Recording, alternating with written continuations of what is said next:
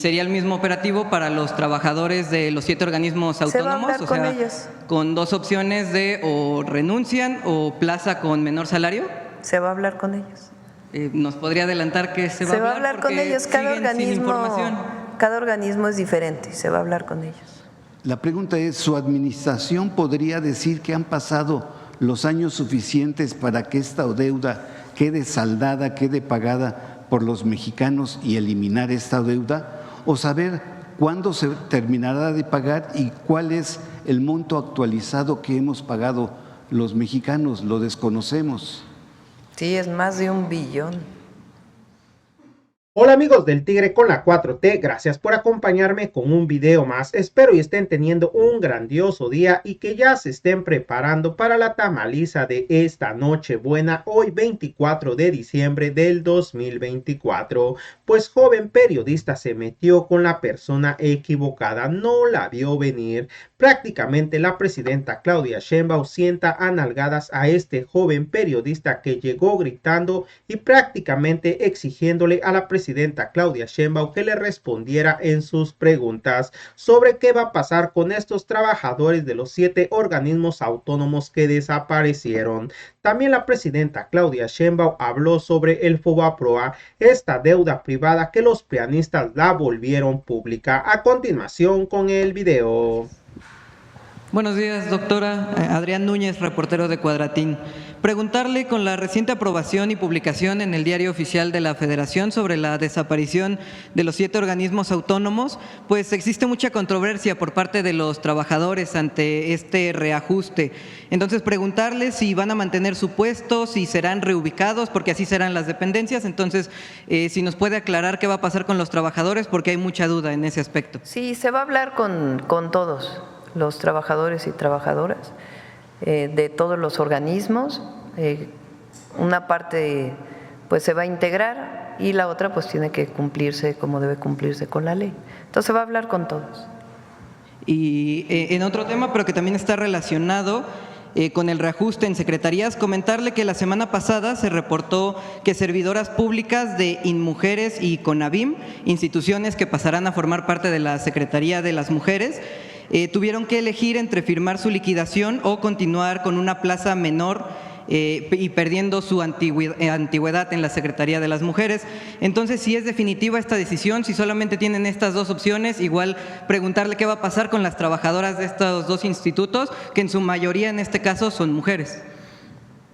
Ahí en donde hay una disminución de plazas, pues tiene que cumplirse con lo que se establece en la Ley Federal del Trabajo. Y en la mayoría de los casos pues se está buscando que se integren, pero hay una parte importante en donde pues estamos disminuyendo sobre todo algunas plazas de honorarios, entonces se les da distintas alternativas. ¿Y cuáles son las alternativas? Porque ellas comentan nada más estas 2 pues de firmar renuncia. Citlali tiene que hablar con ellas o el equipo de la Secretaría de las Mujeres y darle las diversas opciones. Pues Citlali solamente dijo que se tiene que recortar y que quedará muy poco nuevo personal. Entonces, si ya tienen un avance de esto, porque también es algo que ya se prevé para el próximo año y en caso de que haya liquidaciones, también saber de cuánto estamos hablando, de cómo se armaría este reajuste. Se va a cumplir con la Ley Federal del Trabajo, siempre. ¿Y sería el mismo operativo para los trabajadores de los 7 organismos autónomos? Se va a hablar con ellos. Con 2 opciones de o renuncian o plaza con menor salario. Se va a hablar con ellos. ¿Nos podría adelantar que se va a hablar? Se va a hablar con ellos. Cada organismo es diferente. Se va a hablar con ellos. Okay. Gracias. A ver, la última acá. Ah, sí, la encuesta del Heraldo. Ahora la ponemos. ¿Perdón? Sí, a todas y todos los policías del país, la elección de ser policía, en la gran mayoría de los casos, es una decisión difícil de la persona que decide, porque al final toma la decisión de arriesgar su vida para proteger la de las demás, la de los demás. Es lo mismo de quien elige ser miembro del Ejército Mexicano, de la Marina, de la Guardia Nacional. las y los policías pues merecen todo nuestro respeto y buscar siempre a través de los municipios, de los estados, que pues reciban siempre las mejores condiciones laborales para que puedan desempeñar su trabajo. La última pregunta, ahora sí. Ahorita vamos. Buenos días, Presidenta de México. Pues es costumbre en LM Noticias, Lord Molécula, hacerle un obsequio al presidente, la presidenta en turno. Gracias. Y si me permite, pues es Sí, hacer cómo no. un pequeño obsequio. Se lo dejo a la gente Sí. de comunicación. Muchas gracias. Pues no, que ella la abra si gusta. Ahorita lo abrimos cuando venga el ponche. Claro, es una taza. Es Muchas una gracias. taza. Para su chocolate o su café, lo que Sí. usted guste. Sobre el tema, Presidenta, el diario El Heraldo de México, el pasado miércoles 11, publicó una columna, Quinta Transformación, del colega y periodista Darío Celis, quien adelanta que el equipo de Donald Trump discute el aplicar un impuesto hasta el 10% a las remesas enviadas por México. Con esos recursos se pretende financiar la extradición de cientos de miles de trabajadores indocumentados. Redactó Darío que va en línea con los halcones que designó para combatir la inmigración, como Tom Hunt, que será el nuevo zar de la frontera, y Roy Scott como director de aduanas y protección. En su cuenta de X, el futuro zar fronterizo Tom Hunt aseguró que la ciudad de Chicago se convertirá en la zona cero de la estrategia. Presidenta, le pido su opinión ahora con el anuncio de Donald Trump y su designación de Ron Johnson, que será el primer militar de carrera como embajador de Estados Unidos en México en 120 años de relación. La pregunta específica es, ¿prevé usted con estos factores en su mapa geopolítico una intervención militar por parte de Estados Unidos sobre pretexto de la lucha contra el narcotráfico? ¿Y qué le dice el grabar el 10% el envío de remesas de nuestros migrantes? Pues no sé de dónde saca la información Darío Celis. No, yo no tengo esa información. Dice que es un rumor que está… Pues sí, son rumores, son rumores. Hay que esperar. No, y no creo que, más bien, no va a haber una intervención como se menciona. Bien, mi segunda pregunta, Presidenta, en mi columna Los Pozos de Carlos Pozos del pasado 10 de diciembre, la titulé Fobaproa, expediente abierto, del título que escribió el licenciado Andrés Manuel López Obrador, es de este libro. Ya ni se encuentra ese libro. No es… Quienes tenemos ese libro es una joya, porque ya no se encuentra ese. Es correcto. Y el pasado 12 de diciembre, pues pasó sin pena ni gloria y se cumplieron 26 años de la aprobación a la Ley de Protección del Ahorro Bancario, el IPAB, y de la protección del ahorro bancario IPAB, con 325 votos a favor de priistas y panistas, y con ello se pasó del Fobaproa al IPAB. Les recuerdo que en el año de 1990, bajo la administración de Carlos Salinas de Gortari, se creó el Fobaproa, que es el mecanismo financiero que convirtió la deuda privada de los bancos en deuda pública.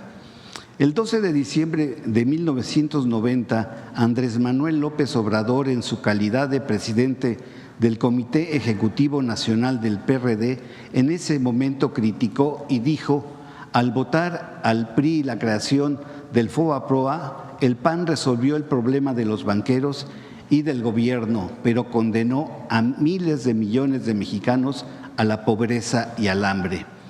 El mismo presidente decía que con tal posición se mostró como un partido conservador retardatario, palero, mientras que el gobierno del presidente Ernesto Zedillo actuó como un simple procurador para la defensa del capital financiero. Prosigue el licenciado Andrés Manuel López Obrador: el gobierno y el PRI han sustituido al Fobaproa por un instituto que solo legaliza operaciones fraudulentas e impide el castigo a banqueros y funcionarios que dilapidaron 650,000 millones de pesos y ahora tendrán que ser pagados por la población hasta el año 2025.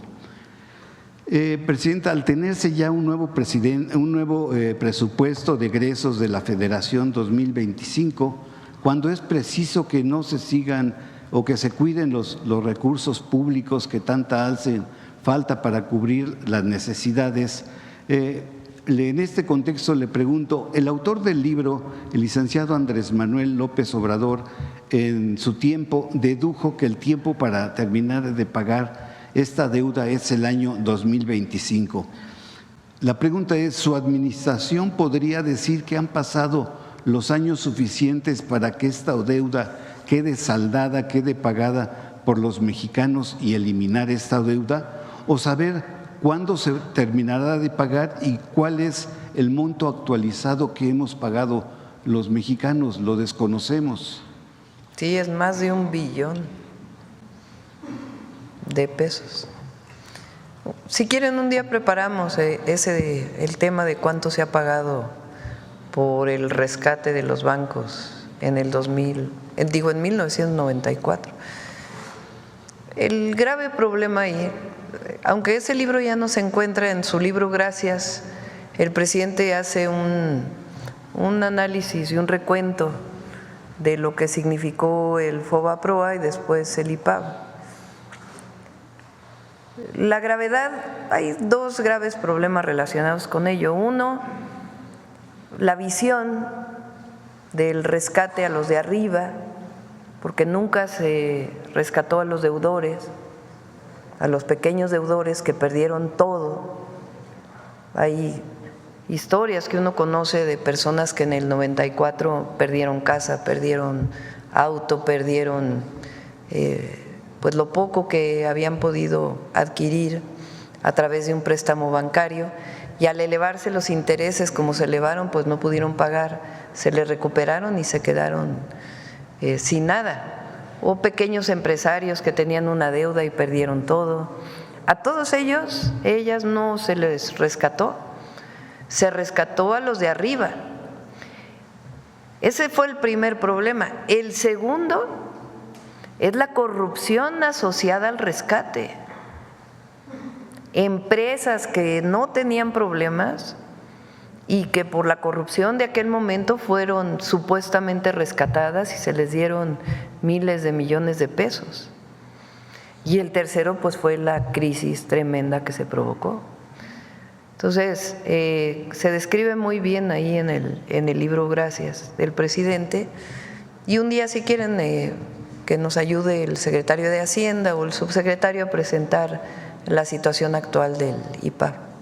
Finalmente, Presidenta, le solicito con todo respeto si es posible que mi intervención del próximo año hacer un derecho de réplica, pero sería en el 2025, y ahorita le formulo la siguiente y tercera y última pregunta. Presidenta, Pemex envió un correo donde aclara que no están congelados los contratos derivado a las notas publicadas recientemente en medios de comunicación oficiales y digitales, bueno, impresos. Explica que no están congelados los contratos con proveedores de servicios. Pemex Exploración y Producción solicitó una suspensión temporal de los procesos de publicación de contrataciones y convenios modificatorios de contratos de procesos que no sean cumplidos, mientras que concluyan las fases de análisis, eficiencias operativas y presupuestales, y estima que al terminar, antes de terminar este año, pudiera pagar. Sin embargo, Presidenta, sabemos que la Secretaría de Hacienda, al frente de Rogelio Ramírez de la O, mandó el miércoles 11 de diciembre una primera partida de $2,000 millones para pagarle a empresas, fundamentalmente pymes, que ya están al borde de quebrar. Pero me dicen empresarios petroleros que le pregunte si Pemex va a quebrar, porque hay muchas manifestaciones por falta de pagos, tanto en Tabasco como en Ciudad del Carmen, y que están generando inseguridad. En Campeche y en Tabasco los ánimos están tan encendidos al grado que las compañías transnacionales y nacionales han cancelado las fiestas navideñas y las posadas para sus trabajadores, pues no tienen para pagar la nómina y mucho menos para hacerle fiesta a sus trabajadores. La pregunta es, Presidenta, ¿Pemex le pagará a los proveedores, a todos los proveedores al finalizar el año? ¿O se ha expresado que en la última Junta de Administración de Consejo de Pemex se dijo que sería hasta febrero del 2025? ¿Cuál es la fecha para que pues, los proveedores no tengan una amarga Navidad? Sí, se va a pagar una parte ahora en diciembre, otra parte en enero y otra parte en febrero. Con el cambio de administración se está haciendo una revisión integral de Pemex en varios sentidos. Ya vamos a presentarlo aquí. El cambio constitucional que se hizo para Pemex, en vez de empresas productivas del Estado, empresas públicas recuperan su sentido público, y al mismo tiempo en el 28 constitucional queda establecido que no son monopolios las empresas públicas, que fue algo que se les quitó en el 2013.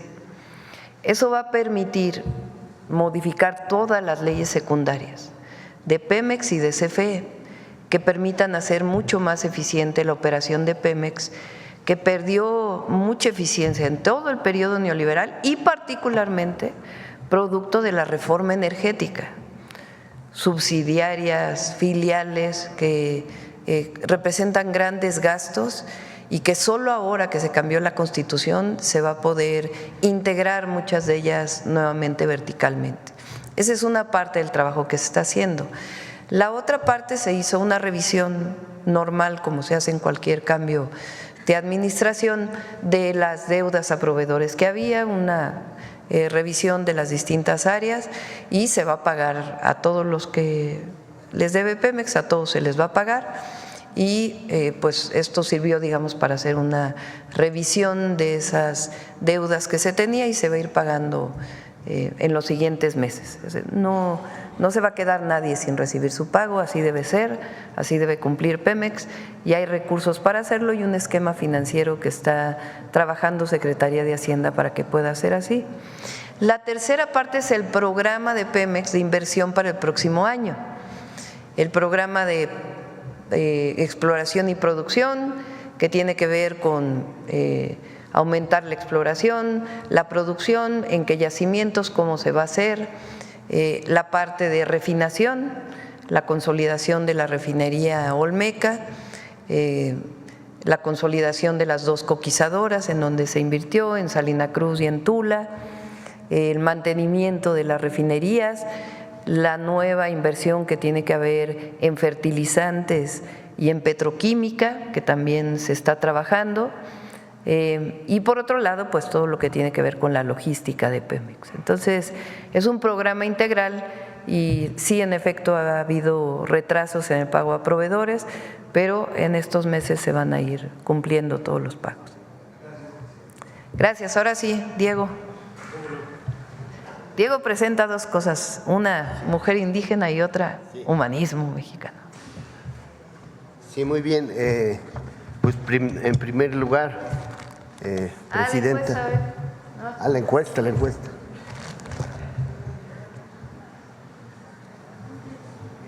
A ver, ¿por qué no leen la? A ver, léele la pregunta. ¿Está usted de acuerdo o en desacuerdo con el nombramiento dado a la presidencia?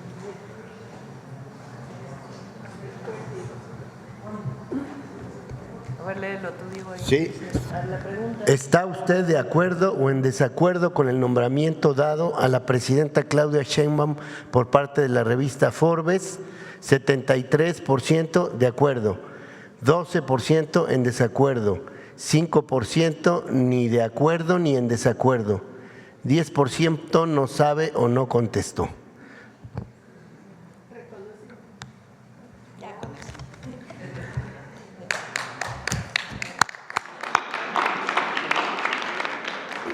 Así mismito, también la presidenta Claudia Sheinbaum reaccionó a la encuesta del Heraldo de México. La encuesta muestra que el 73% de los mexicanos entrevistados están de acuerdo en señalar a la presidenta Claudia Sheinbaum como una de las mujeres más influyentes del mundo. Bueno amigos, hasta aquí con la nota de hoy. Deja tu comentario, qué tal te pareció esta información, y si no te has suscrito al canal, suscríbete, que es totalmente gratis, y no se te olvide dejar la manita arriba para que más mexicanos se enteren de esta noticia. Que tengas un excelente día.